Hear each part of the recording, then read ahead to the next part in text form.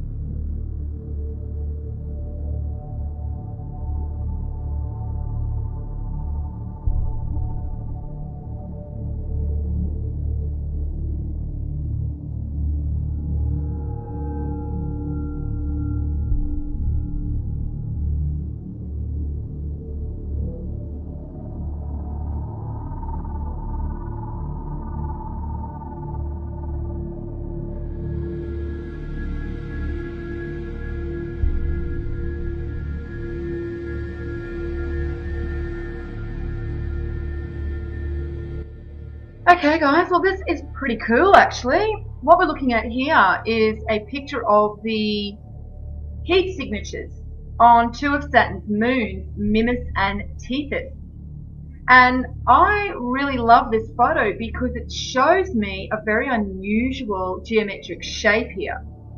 We can quite clearly see that this looks like a part of a triangle. Now, unfortunately, the article in regards to this appears on space.com, which is connected to NASA, and the best they can do is try and tell us that this looks like Pac-Man. In fact, they have mentioned Pac-Man about 20 times throughout this article. Not once do they mention it looks like a triangle, or at the very least, the top of a triangle or the top of a pyramid. Not once do they mention that it looks like a very unusual geometric shape with very straight lines. They just continually tell us that it looks like Pac-Man. So to me, this really does show me they have nothing but contempt and treat us like idiots. Now, interestingly, the first heat signature here was discovered in 2010, and then they discovered this one in 2011. Now, it goes on to say at the end of the article that the surface oddity was first sighted by NASA's Voyager spacecraft in 1980. But they don't say if it looked like this, they just say that it was an oddity. They don't say if it's changed since when they first saw this in 1980. They don't tell us whether this heat signature has been experiencing a lot of differences during the times that they have first actually seen this. So, once again, we don't get very much information from NASA at all, but really we shouldn't expect anything, more from NASA. They are the mouthpiece of these government agencies. But anyway, I thought it was very interesting, this shape, because as soon as I saw this shape, I actually didn't see Pac-Man. What I saw was what I've been seeing on the Sun, these triangles. So I find it really interesting that this geometry seems to keep turning up again and again. And, we also see that at one of Saturn's poles, there's a hexagram. So once again, we see this very unusual geometry with Saturn. So you think that that would actually rate a mention with NASA? Obviously it doesn't. Now I just wanted to show you this really unusual correspondence to one of Saturn's moons, this one here, Mimas, and George Lucas's Death Star. And the reason that I find this really interesting is, one, they do mention it in the article, but two, now that we're starting to see that there is a definite connection between people that are very creative and their ability to tap into universal consciousness, I think we should start paying attention to a lot more of these very creative types of people and what they were relaying to us.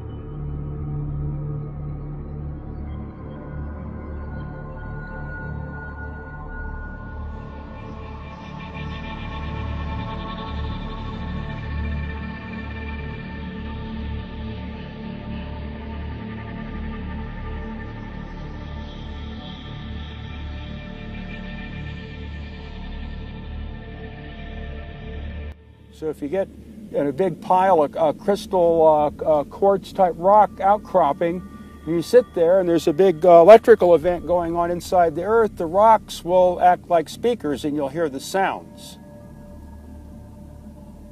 It's got to be quiet, real quiet, but you can hear them. Wow. Certain rocks you can hear. They change their shape depending upon the electric field they're in. You put an electrostatic field on a rock, it changes its shape. If you change its shape, it produces an electrostatic field.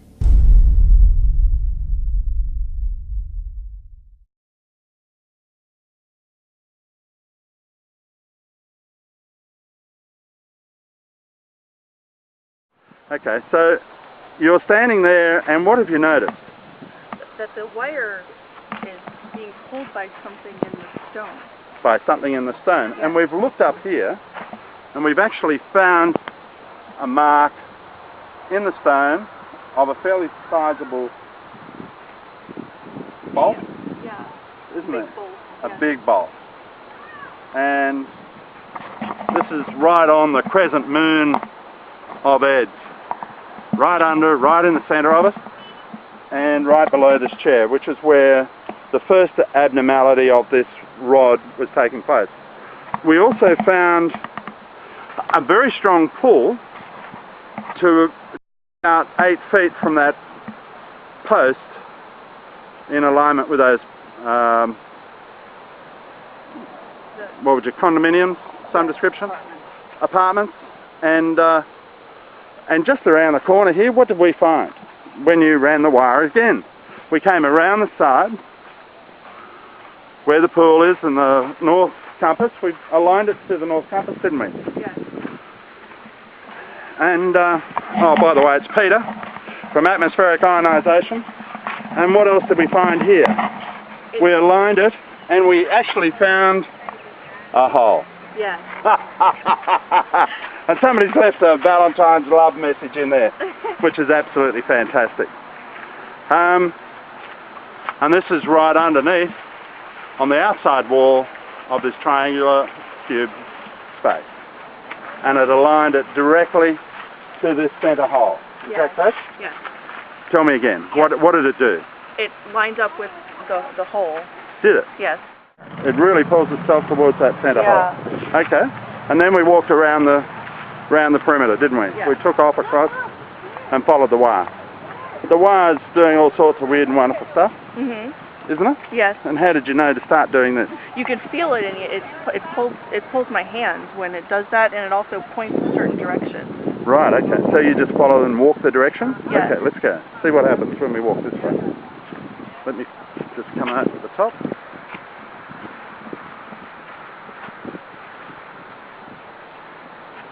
And it's turning again. Yes. Oh, really? Oh, isn't that interesting?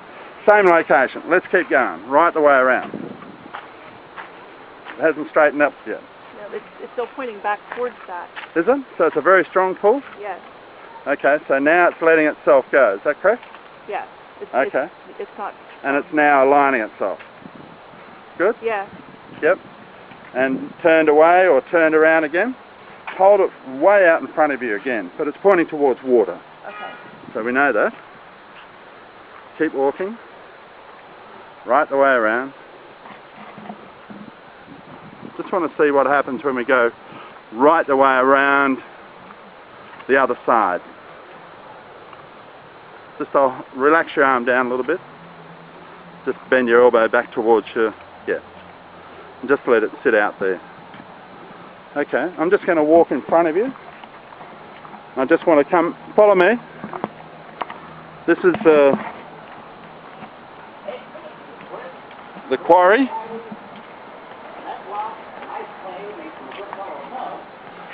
I just want to see you walk right up past this place here. And just follow the wire. Did it push away? It did just displace it. Oh. It is. Okay, Yeah. just go back and follow the wire.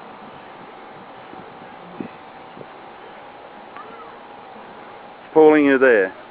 Walk this way. And now there. Yeah. Stop, look down. Oh. I wonder what that is. Wow. Looks like an earth pin that Ed put there. This was his original, or possibly one of the original posts that he used to ground and make a mark for. Oh, wow. Oh, by the way, if we look up, we get an alignment with the north. See that? The North Polar Star, right back over this way. Yes. Okay, so he lined that up with that as well. Okay.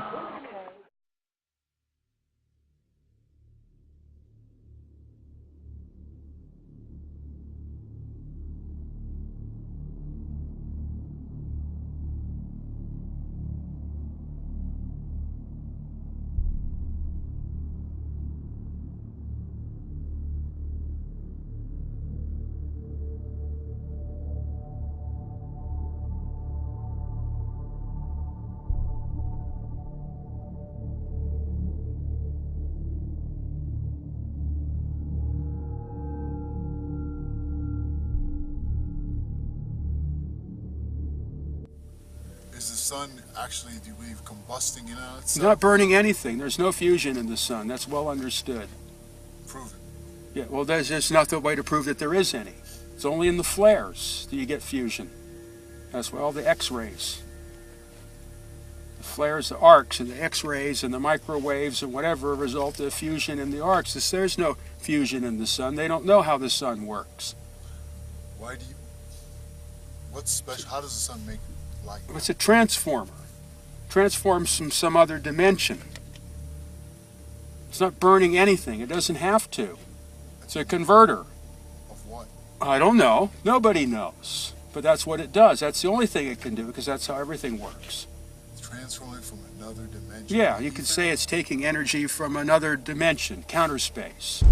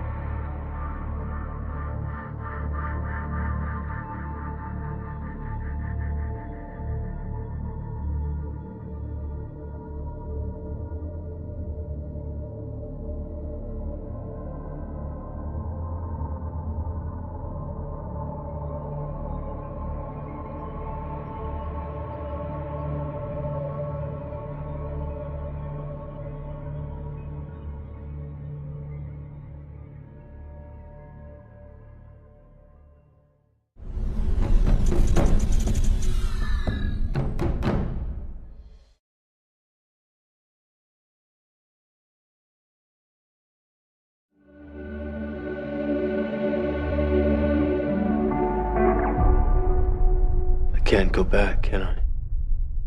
No. But if you could, would you really want to?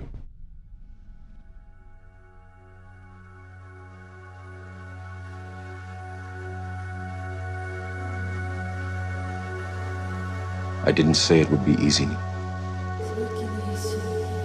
I just said it would be the truth. You ever have that feeling where you're not sure if you're awake or still dreaming? I know exactly what you mean. You have the look of a man who accepts what he sees because he is expecting to wake up. Ironically, this is not far from the truth.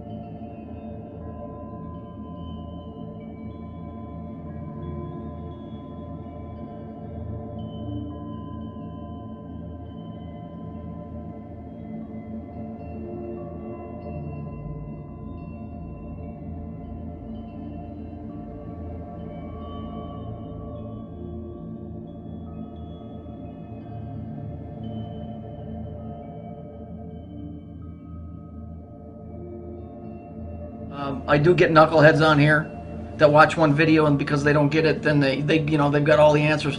You don't just get all the answers. I bet I don't even know 1/100% of what's going on. I know that there's one major thing involved, and that's that thing that's called Saturn. This is one of the biggest lies that comes out of the Bible, because it's not a lie if you understand what it is, but it's a lie the way it was taught to you. You're told, for those of you that are churchgoers, and for you of those who aren't, you'll know what the word is. Sin, S-I-N. The word sin is supposed to mean that you're bad, and that because you're sinful, God can't have anything to do with you. Well, the word God refers to the planet Saturn. It does not refer to the Creator, who stands above the one that men have called God, which is the planet Saturn. The word sin comes from it's from physics. It's used in quantum physics. What is quantum physics? Quantum physics has a very old ancient name, and that name is Kabbalah. I'm a theoretical physicist, and I like to say that I walk in the footsteps of giants like Albert Einstein and Niels Bohr. I'm not a philosopher. However, I am rather dazzled by the fact that many of the basic mysteries that we find in string theory and the theory of everything seem to be mirrored in the Zohar and in the Kabbalah. As a scholar, the most amazing thing of all is the degree to which modern astrophysics sounds like a Kabbalistic text. Albert Einstein, when he was creating the atomic bomb or writing up the theory for it to work, used Kabbalah. Came up with E equals MC squared. You got what? Five symbols that equal volumes of information. These are lies that have been perpetuated. People do not understand that the Old Testament is written in code. And I'm not talking about this bullshit Da Vinci Code crap. I'm talking about actual code as in, high-level physics. Okay? The word sin, S-I-N, comes from the word sine, S-I-N-E. If you look at that, this is a sine wave. Yeah? It's a sine wave. The straight line that you're seeing, that's called linear time. That's going from your birth to your death, okay? The wavy line, that's a sine wave, okay? That's a sine wave. Bear with me. The word sine in physics is abbreviated as sin, okay? Now, there is another wave, it's going to be in blue, that runs along the same line as time, okay? And what that is it goes like this. This one is called a cosine wave, as in cosigner. That's right where that comes from. That's a cosine because it rides the back. It's so tight to the other wave, it's called a cosine wave. Now, you see, you have red and blue, and they both are interacting with time. So, one is time, one is space. Okay? Those two together create time and space. Red and blue, which represents the planet Saturn. The time and space. So why is sin evil? Because sin is the abbreviation for sine, which represents time, and incidentally, the serpent in the garden is right here. Okay, that's the serpent. Okay, the serpent is time. Now I'm going to show you something else. Bear with me for a second. This is where your caduceus comes from. That's time and space running along a linear, that's a cosine and a sine wave, running along the vertical line, which is sine or sin. Here we have the wings. That's what your symbol is that you see, the caduceus. The single one is just a snake, which is it looks like an S. That's the serpent. Okay, so why do they say that we're sinful? They say that we're sinful, or that you're born of natural sin, because you're born into sine. You're born into sine. You're born into time. And when you're born into time, when you're born into sine, you're born into sin. Now, why does sin keeps you away from the Creator? Why? Because here that's ruled by time, the circle, and space, the square, the Creator is timeless. There is no time where He exists. It's a loop. You go around and around and around. You have to arise above that and get to where there is no time. So when they say, oh, man's born of natural sin, you are born into the third dimension. And as the Bible says, the wages of sin is death. When you're born into the third dimension, you live in the third dimension, and as we all know, time, given enough of it, destroys everything. Okay? That's why in Revelations, the beast is Saturn, because it regulates time. Given enough of it, it will kill you, your friends, your pets, destroy, rust, break down everything in the third dimensional level. And death is always associated with sadness and wailing and gnashing of teeth. Because, see, they took a story of physics and they twisted it and it came up with a bullshit story that some broad, you know, running around in her birthday suit, you know, giggling and ate an apple she wasn't supposed to. The tree of life that they're referring to in Genesis is the Kabbalistic tree of life. First of all, the Old Testament was never supposed to be in your possession. The Jews did not want that out because those stories are coded stories that are written in high physics. All the Old Testament is stories about reflections, light waves, atomic weights, dates, what else? Vibrations, mathematical codes that are what that thing up in the sky creates, that makes the reality that we live in. So for all intents and purposes, that thing is God to this planet, not to me. I believe in the guy that's above him. Problem is, we don't know what his name is. So that's why I believe in Jesus. It's the only guy in between me and the Creator. Okay? Let's watch the graph here. You see how it goes round and round? You see the green? Okay, you see that's the serpent that's in the Garden of Eden. Okay? You see it? You see how that's sine wave? See that? Okay, you see how that works?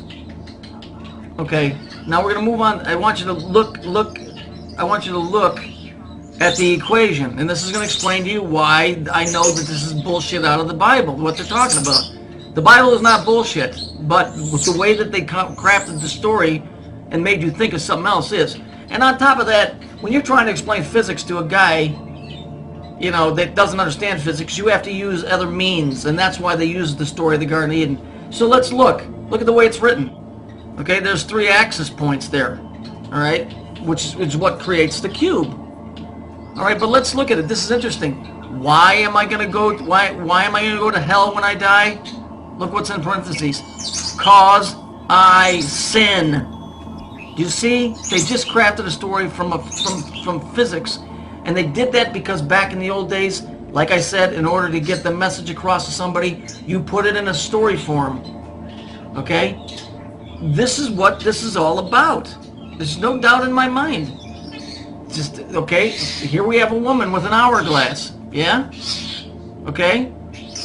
She's got her arm resting on a skull, which represents death. The thing that's above her head is called Oribus. It's a snake biting its tail. Okay? That represents Saturn. Okay? All halos that you see represent Saturn. All circles, the earrings that you wear, women, those earrings are a representation of time, and it comes out of Babylonia. It represents Saturn. Same thing with your wedding ring. This is obviously a picture from a society called the Rosicrucians, which is, I guess they're kind of like Masons. That's why she's holding a rose. But the hourglass and the Oribus above her head, so this is basically telling you that Eve, okay, the story of Adam and Eve, it was time. That was time. It wasn't a serpent as in a snake. It was a serpent as far as time. A sine wave. Okay? All right. You see it go around and around? You see the red colors? Red, yellow, blue, green?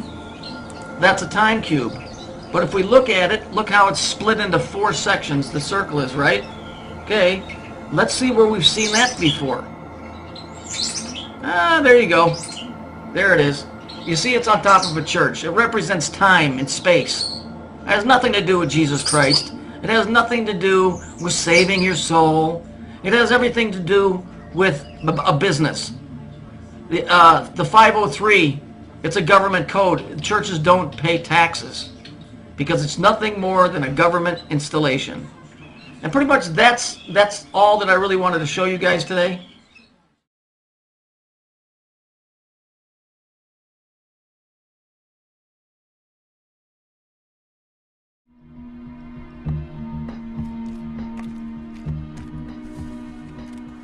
I guess there's a plan for all of us. I had to die. Twice. Just to figure that out. Like the book says, he works his work in mysterious ways.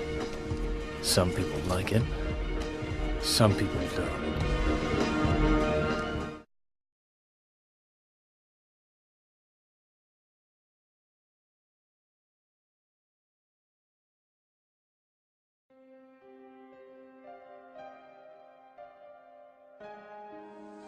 Why do the people think they know things and talk about how others don't know anything?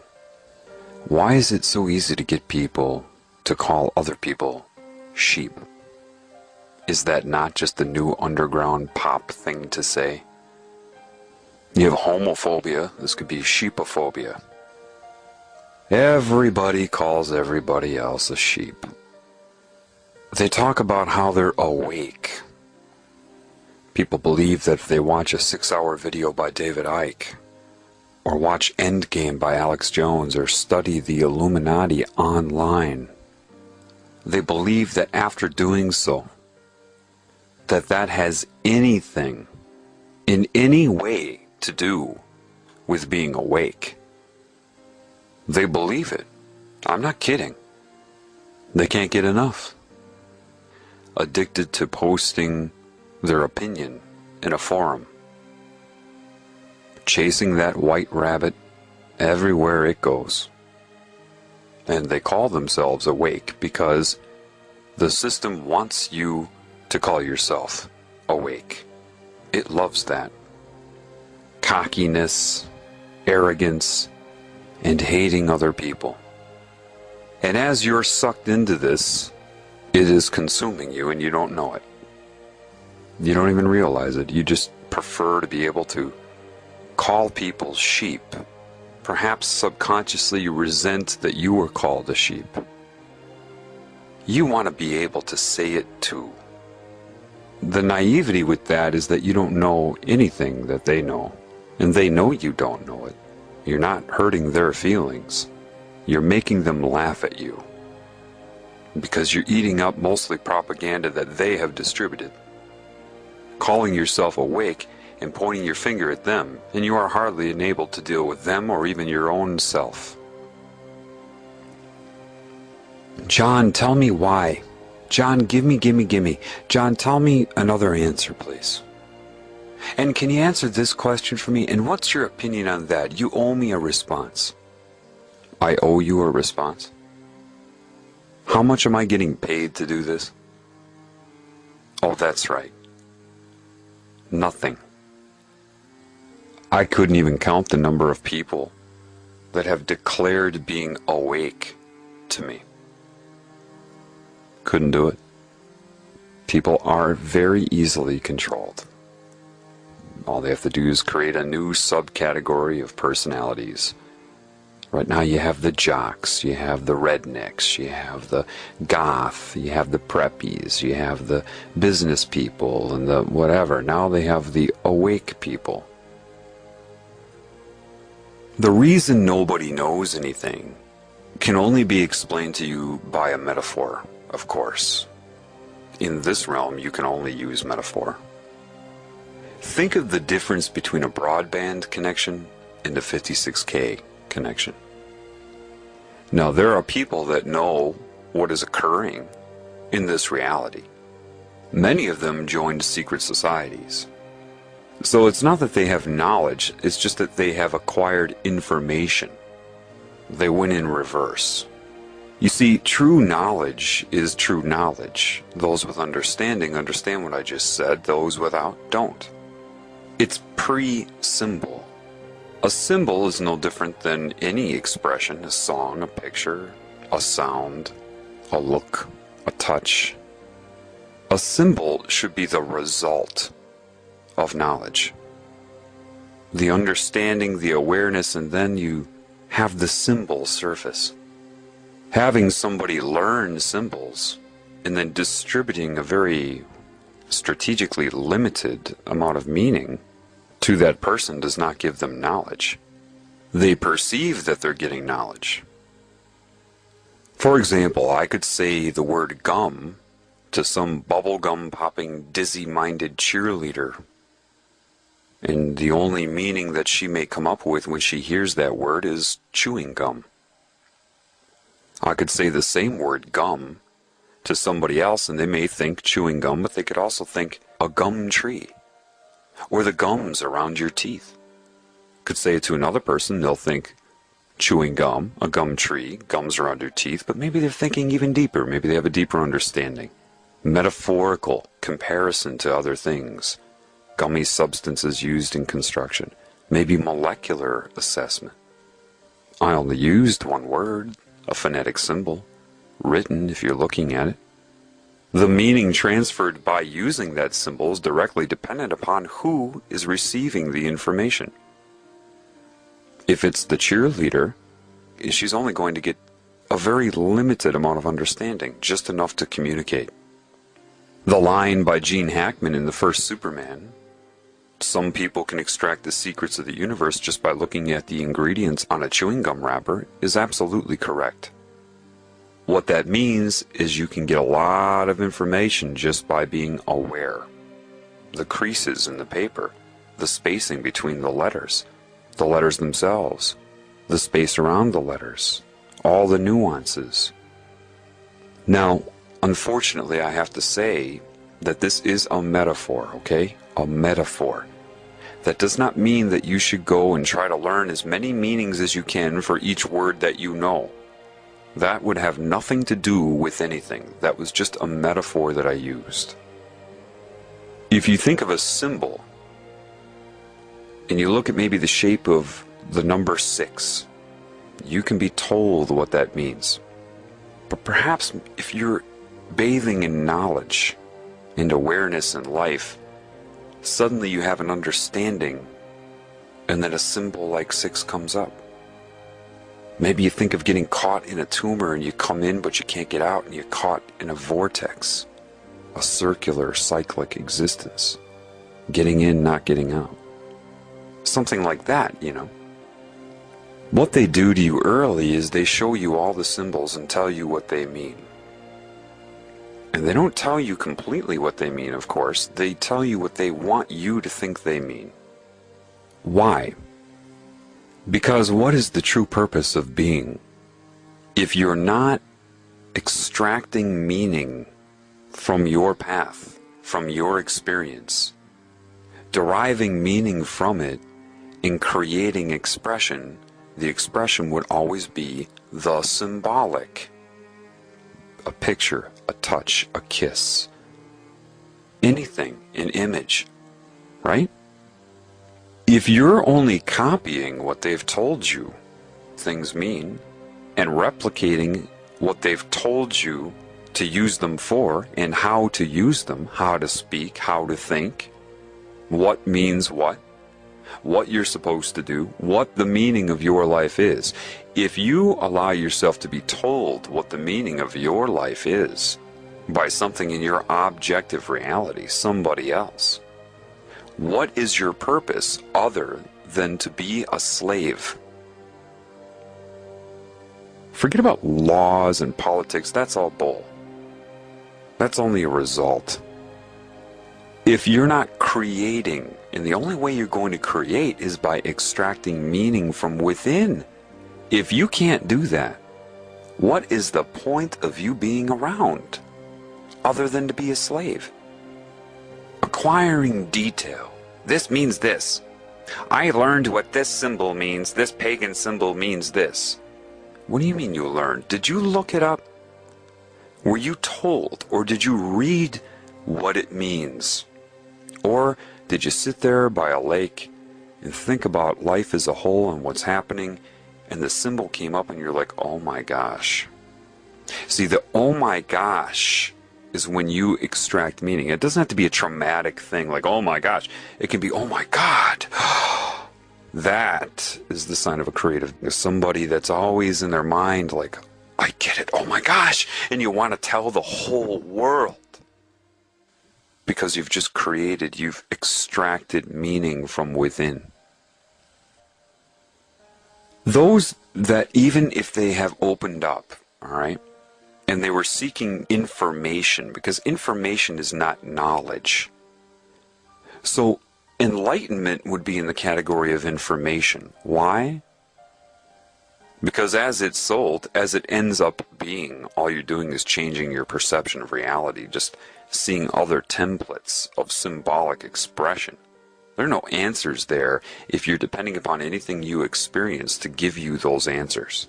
So in truth, if you have the meaning inside and you come up with symbols and you see them in your objective reality, maybe somebody else came up with it too, you have an understanding, an immediate understanding.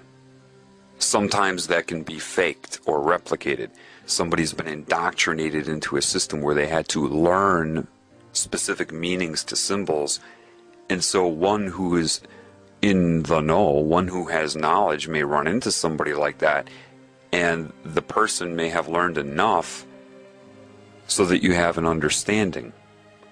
But the person that learned it will still look at you, if you came from within to know, in a way that they're curious. How do you know?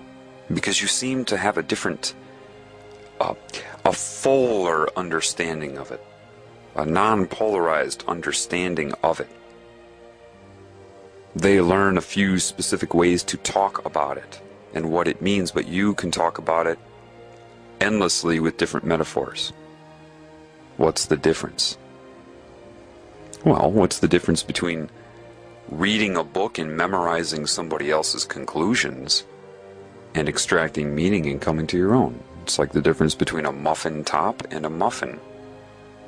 They've got you all eating up muffin tops, but you don't have the knowledge underneath. Is that a permanent thing? Absolutely not. The reason you don't know anything is because many people that do have knowledge, even if they wanted to tell you, it's like they are on a broadband connection and you're on 56K. There is so much information, and unfortunately, as it is right now, the general population has no idea. They look at a symbol, maybe they're taught a symbol.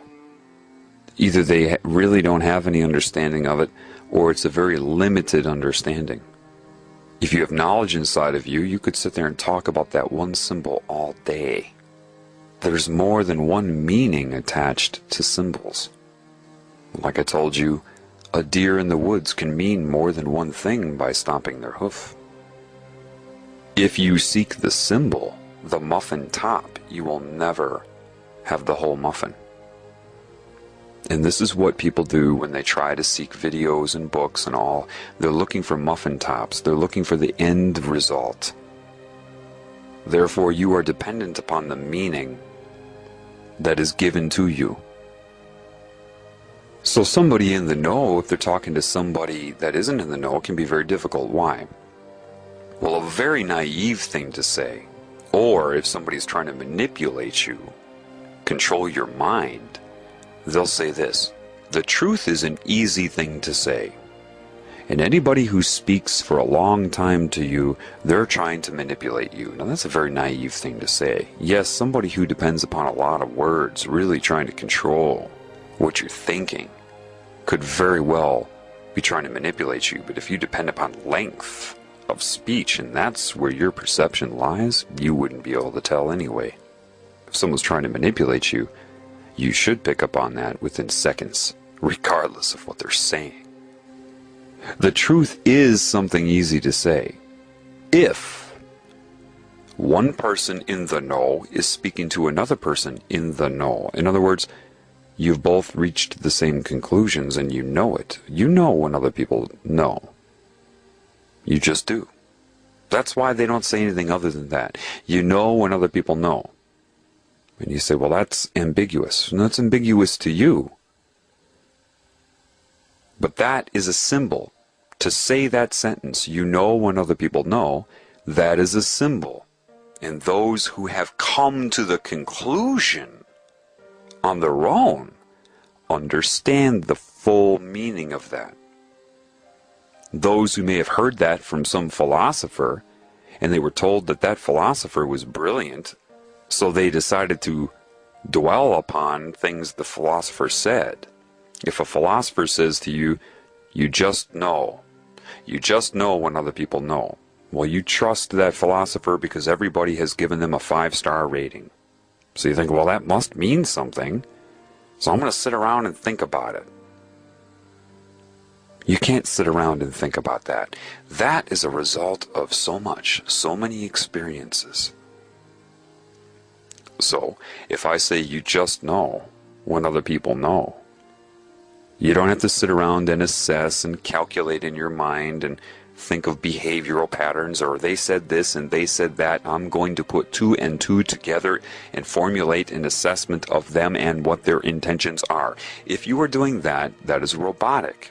It's nothing against you. If I were against you, I wouldn't be trying to help.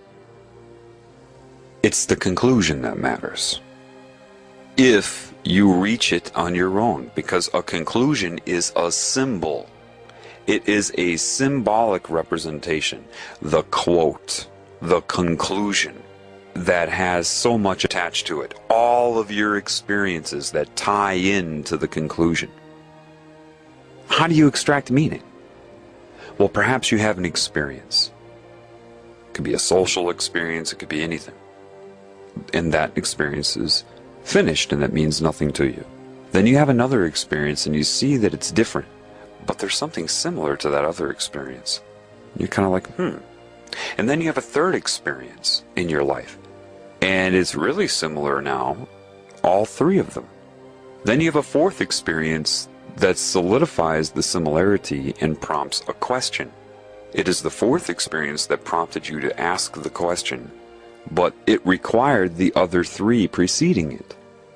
The fourth experience, if it were isolated in and of itself, would never have prompted it. You needed all 4 experiences. So now you have the question.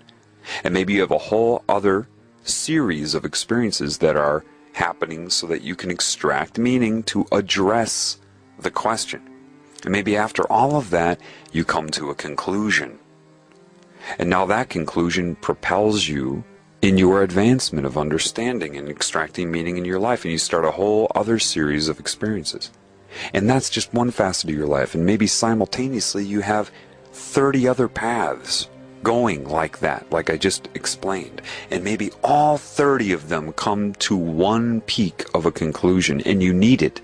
All 30 paths that had many, many experiences within each path, leading up to minute conclusions that come together that lead you to a new understanding. That takes time, it takes attentiveness, and the desire to have meaning, to have purpose. And now that one new understanding could be one of thousands that eventually tie in, and you don't even know it, right? Until you reach the oh my gosh. And all of these things come from within. Your ability to make use of pattern recognition, to see how things are always and never the same. What do they have in common? Did you get out there and experience people of different cultures? Were you too busy trying to project your culture onto them and see what they would say? Or were you trying to figure out what you had in common? I did that my whole life. In the moment of doing it, I didn't really necessarily know why I was motivated to do it. My spirit did, but my conscious mind didn't. Your spirit will lay breadcrumbs for you throughout your entire life or path. So if you come to an understanding, and then several understandings, and you know how much is involved with it, you can tell other people the details of your path, but that isn't their path. And if they try to memorize the details of your path, they're pulled off of their path. This is why I have been really careful not to give too much information about my path. People always ask me, tell me how this all began. And the details of my path are irrelevant. The understanding is the important thing. The conclusions I reach. And I can share conclusions with you to motivate you. But I can't have you memorize my conclusion. So I have to have a delicate balance of rhetoric with the information. And the information is not volumes of information. It's enough to make my point clear. It's enough to show you that I've learned. But I don't want you to memorize the details of my life. One who really cares for you will be attentive to that. And the idea of indoctrinating somebody with an oath is absolute evil. Why? Because they're declaring they do not want you to be a creative being and extract your own meaning. You will go through steps in which they will spoon feed you meaning. And because it's more meaning than you had before, more knowledge, you're really impressed by it. You think you're actually getting something. You think that you're being empowered.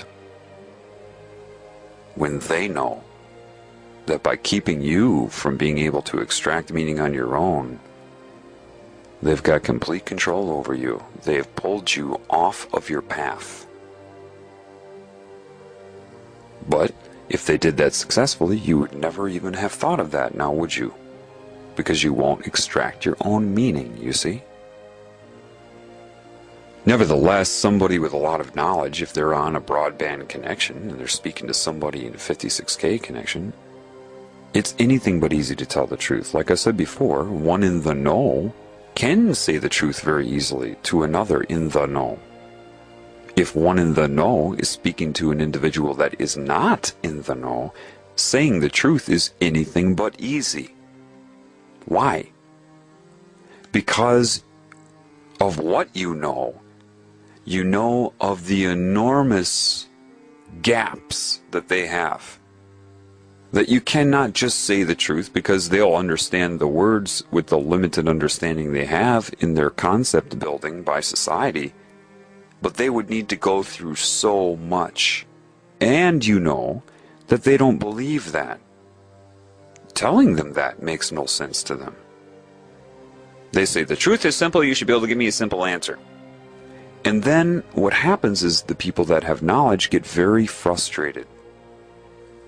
The very moment you interrupt them or cut off what they're saying to you when they have to extend great patience to try to tell you the truth, and you cut them off and want to give them your opinion, or you tell them that you agree with them or disagree. To somebody in the know, when they're speaking to somebody that is not in the know, when the person that is not in the know says that they agree or disagree, both of those things are offensive. Because they know you should just have your mouth shut and take in what they're saying, and a lot of what they're saying will be rhetoric. But I talk to people like this all the time. They completely ignore the rhetoric.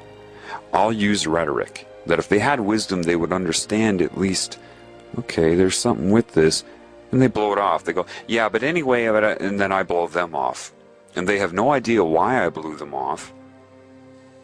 Or people will just bombard me with questions. Questions that are what you call loaded. Anybody in the know would say that's a loaded question. Because you lack so much just in the fact that you're asking those questions shows how much you don't know. And you ask them in a very naive way. It's not your fault, but you expect a simple answer. People will go up to somebody with knowledge that has required an entire lifetime of attentive awareness to their experiences, detailed and disciplined effort to extract meaning from your life, and they ask you a simple question and expect somehow that you are going to be able to transfer a lifetime of understanding in 2 or 3 paragraphs. They truly do. They do expect that, otherwise they wouldn't ask the question. So you have this huge gap between those who are in the know and those who are not in the know. Those who are not in the know do not know they're not in the know because of how they have been taught to think. They have been incorrectly instructed in their thinking process itself. They have been taught to look outside of themselves for answers. They have been misinformed about what answers are because they've spent their whole life having the meaning spoon-fed to them. They think that's how it works, so you ask a question and somebody can spoon-feed you the answer. And because you lack any meaning or an understanding, you don't understand why that answer is wrong, limited, or even misleading you.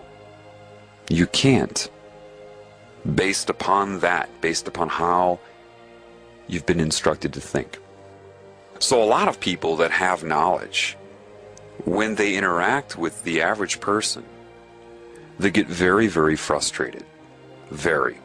They'll just look at you. All they can do is look at you because they can't say anything to you. You would not be able to extract meaning from what they say. They said gum, all you would do is hear chewing gum. And they're thinking 500 different meanings to gum, all leading up to a point of conclusion. If you lack that, it's a waste of time to tell you anything. This is why, when you hear someone tell you that you cannot be told the truth, this is why. So they'll look at you and they'll have that look. And those in the know understand that look. It's a look that says, you know so little. You know absolutely nothing and don't know it. To tell you what I know, I would need 500 mouths and have to be able to speak 500 different sentences simultaneously, all at the same time, to express what I know, and you would have to be able to interpret 500 simultaneous sentences flowing at you at once. That's what that look says. And the look also says you don't even know that. And if I told you that, you would call me arrogant because you've been trained to call people arrogant. You don't even know what that means. So they'll just sit there and shake their head at you. They shake their head from side to side because they're paralyzed. It's the questions you ask, the way that you ask the questions, and what you do if they actually try to answer them. How long does it take before you cut them off, roll your eyes, or get distracted by something that occurs in the room, like a cat being distracted by bright and shiny objects? And if they're trying to tell you something, and maybe your cell phone will ring and you'll tell the person trying to give you truth to hang on, Shelley has to talk about her boyfriend. Okay, hey, you're not going to get the truth. You're nowhere near prepared to even comprehend anything that is true. And then you say, come on, just tell me. You can't be told. Well, that doesn't make sense. All you have to do is tell me. You can't be told. Not in your current state. You need a lot of work. And you don't understand why you need a lot of work. That's what it comes down to. Now, nothing is 100%. Am I saying that every Freemason has been spoon-fed? No, there's a lot of intuitive people that probably joined that. But they were naive enough to be sucked in. But some of these people may want to tell the world things. Maybe they thought, you know, this isn't fair. I gotta tell them what's going on. And they tried. Maybe they tried with a few people, but they got the rolling of the eyes. Or the person that they knew nothing, tried to debate them. They're so far out of the know that they can't even recognize truth when it's told to them. Do you know that the majority of the people that look up information on the Illuminati point their fingers at people in the Illuminati? If you actually sat down in a room with these people and were allowed to ask them questions and they had to be honest with you, if they told you the truth, you either wouldn't understand or you would roll your eyes, you would laugh at them. I know enough to know that. A problem with somebody in an organization like that is not only are they separated from you, they're separated from you because they cannot relate to you. Because what you think is not what they think is. That's first and foremost, and that's by design, by that which sucked them into it. They're also controlled by an oath with fear. And it's not just fear of death. They'll use threats of the unknown because these people are shown different templates of reality. And they say, we control that too. So if you do this, it's not over when you die. We'll get you here, here, and here. And they don't know any difference. They can't prove that that isn't happening, that that won't happen. That's the fear of the unknown. When are you subjected to the fear of the unknown? When you look outside of yourself for meaning. They are answering to a consciousness that overwhelms them. It can speak through anyone, they know it. If they want to ask it a question, they can look in a cloud. So that can be overwhelming for them, and I understand that. My intent is not to point my finger at anybody or anything on any scale. People in these societies are sucked in, then they're blackmailed. Because even though they believe they have all of this knowledge, some of it is filtered in their mind by the consciousness that controls their minds. So they don't think about certain things. Controlling of their mind to make them deviate in a way that society would want to pick up stones and throw them at them. Because society is corrupt too, that's why they're so judgmental. These people are scared of that type of persecution. I understand that. I'm not going to point my finger at them for being scared of it. Rather, I would like to go through it in some ways myself and show them that it's worth it. And show them their own value. I want to show everybody value. I'm not polarized here. Because that's what's in my heart. If I feel like a healer, how could I look at somebody with a disease and just focus on their behavior and be too stupid to recognize that their behavior is a result of a condition? Now, if I have true wisdom, wouldn't I address the condition? I would only focus on somebody's conduct throughout their life if I had a very small mind and had no capabilities, no abilities, no talent, no gift to give, no ability to create. My desire is to heal both myself and everything I see, and not carry the whole world on my shoulders when I do it, but rather be moment to moment. Since everybody else is ignoring the problem, the majority, and I say, wait a minute, you know, that person doesn't have to be that way. They don't have to be corrupt, and I know it because I've watched my own corruption get healed.